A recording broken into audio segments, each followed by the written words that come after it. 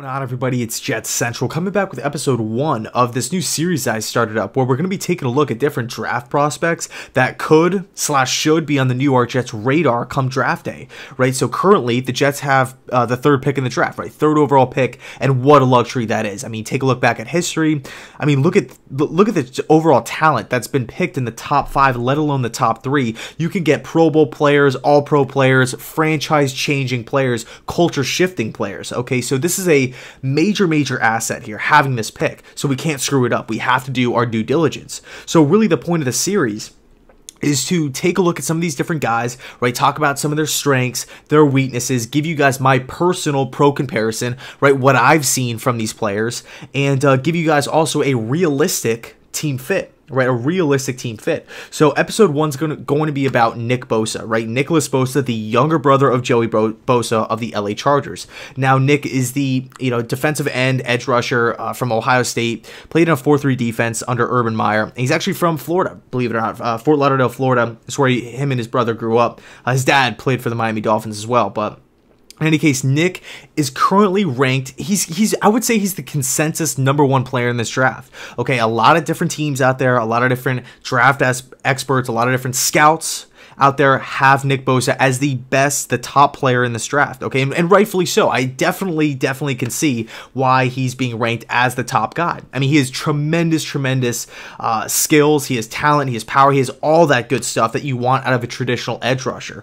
Okay, so let's talk about some of his strengths, okay? So the #1 thing that, to me, that stood out was his power.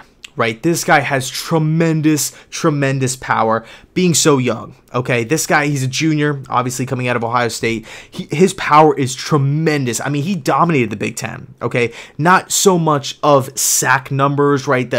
Tackles for. He had one really solid season for tackles for loss, but you could tell within the Big Ten, a conference that has really good offensive line play like Michigan, Wisconsin, Michigan State, okay, even Ohio State for that matter. I mean, all these teams in the Big Ten have really good offensive lines.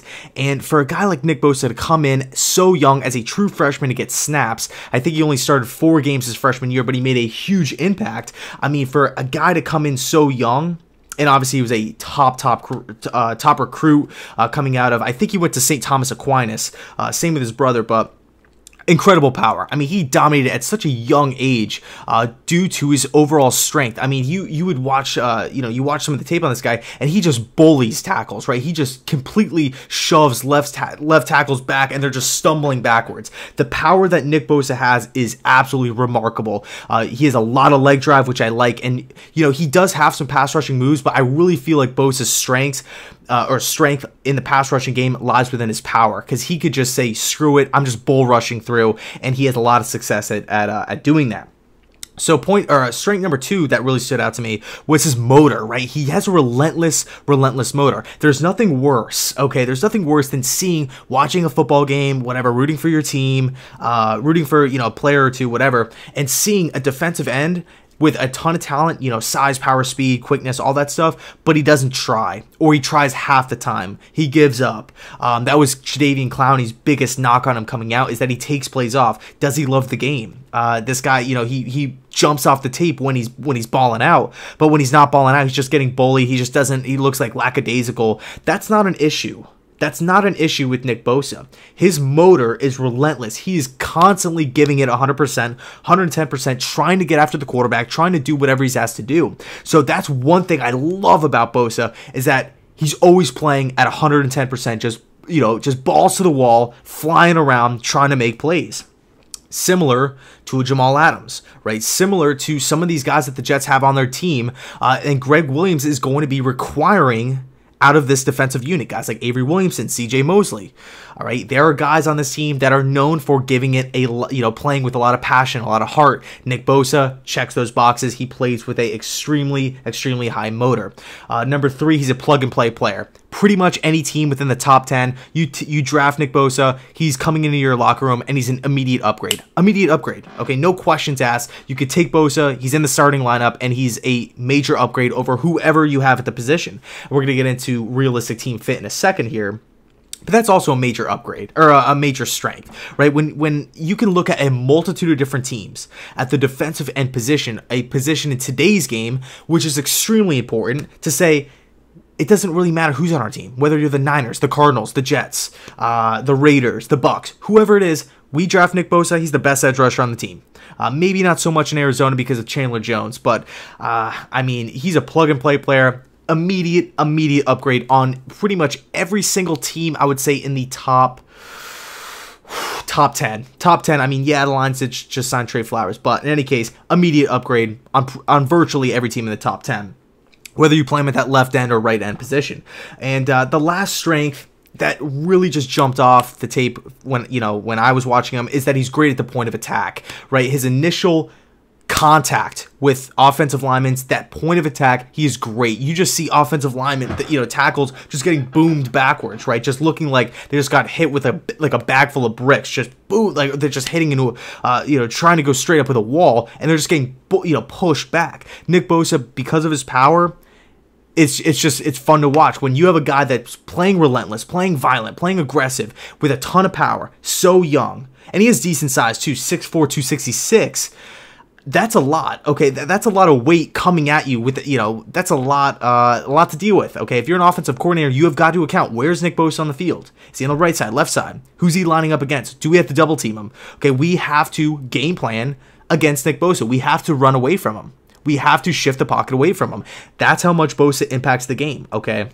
So those are just a few of his strengths that really stood out to me. There are a few weaknesses, though. Point number one, injuries. He missed a ton of time last season due to a major core injury. That's not something that you could just say, okay, yeah, it's not like a wrist injury. It's not like a finger injury. Core is a huge muscle in the body, especially for the defensive end position. That's a big deal. Okay, you can't just scoff at that and just throw it out the window and just say, oh, he's 100% fine, no worries. You have to do your due diligence, and you have to make sure Nick Bosa is ready to go. Joey Bosa is another guy who also has injury concerns. Obviously, they're not the same person.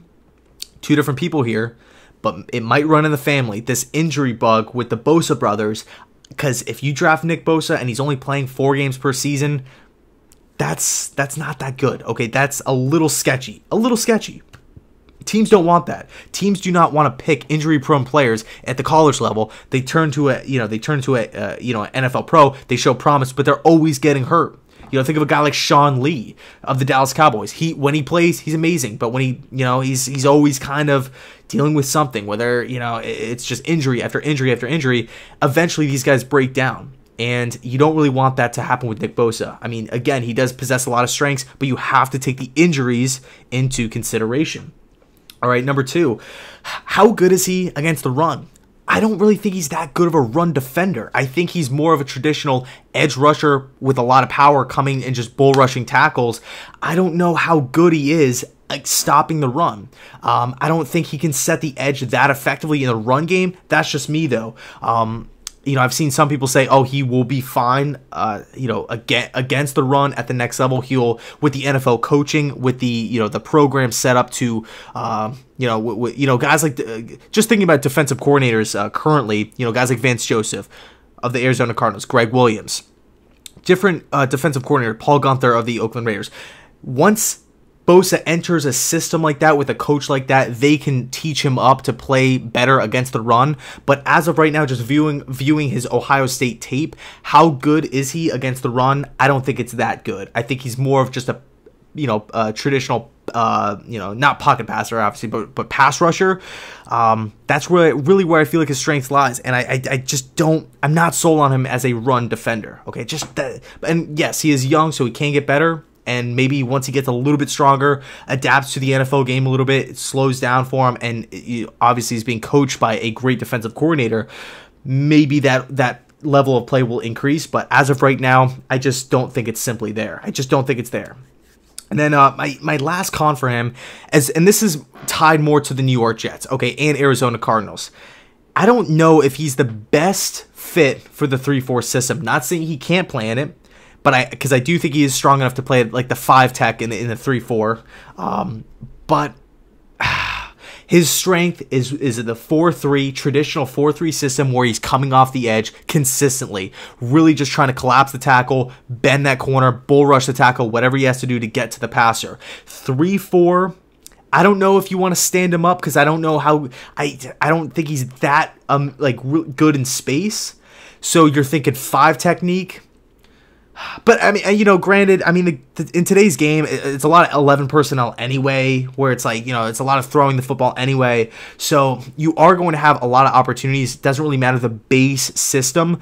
But if the Jets are, you know, intending on keeping the 3-4 system, which they are, how good of a fit is Nick Bosa?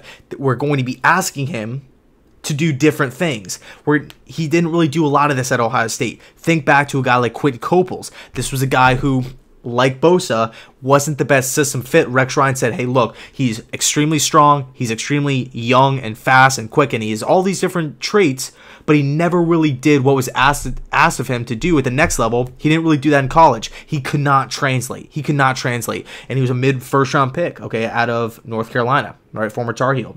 Rex Ryan just could not develop him, even though he thought he could, because he has all these physical traits. He couldn't develop him, okay? So you don't want that. You don't want that to happen with Nick Bosa. But granted, I think Bosa is a much better prospect than Coples was. Just a similar kind of analogy, if you will.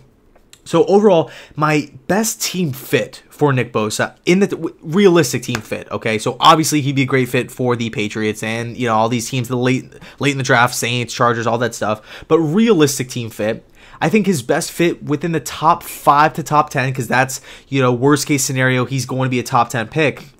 I think the 49ers makes a lot of sense. The only issue with the 49ers is that the defensive line is kind of odd, because you have DeForest Buckner, you have Eric Armstead, 2 former first-round picks, you have Solomon Thomas, and then you traded away an asset to acquire Dee Ford, signing him to a mega deal. Then you had John Lynch go on record to say Dee Ford could be a really, really nice 4-3 edge rusher, you know, even though he was a 3-4 stand-up outside linebacker with Kansas City.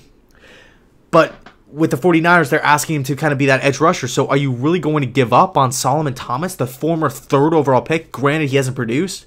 But if you take Nick Bosa, what do you do with Solomon Thomas, a guy you just picked? So there are some question marks, but when you're just looking at Nick Bosa, the player, the system that he's coming from, his strengths, his weaknesses, and overall team fit, scheme fit, the 49ers at spot number 2 makes a ton of sense. Okay, if you just want to say, you know what, it sounds rude, but if the Niners just want to say, you know what, screw Solomon Thomas, because Dee Ford is playing. Just screw Solomon. We'll find something to do. You know, we'll either trade him or bury him on the depth chart, whatever the case is.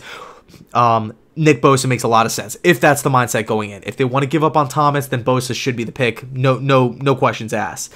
Now, my NFL comparison for Nick Bosa, I've seen some people say he's J.J. Watt. I've seen some people say he's Jadeveon Clowney. Some say Michael Bennett. I actually don't see all 3 of those, any really of those guys. To me, personally, I see him more as a more polished, a stronger version of Ryan Kerrigan of the Washington Redskins.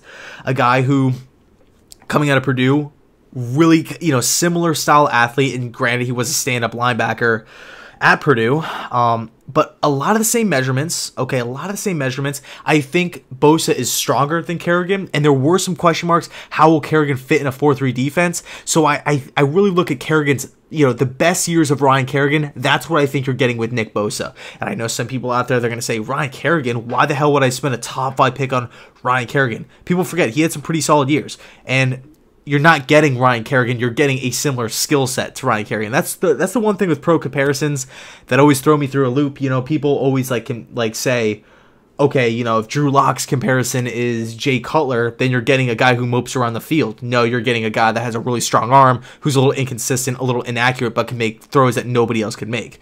So similar skill sets. You're not getting the same player, the same person, but you're getting similar skill sets, right? From a coach's point of view, you're saying, okay, we're getting a guy, the way you take that prospect and you game plan for him, with him, whatever the case is similar to a guy, X, Y, and Z, right? So in this case, it's Nick Bosa to Ryan Kerrigan. But that's just my personal opinion. That's what I've seen from him, and I would love to hear what you guys have to say down below in the comment section regarding Nick Bosa and his potential fit with the New York Jets and any other team in the top 5, top 10. So I'll leave it there. This is episode 1. I don't know who I'm going to be doing next for episode 2, but I appreciate everybody that stuck around.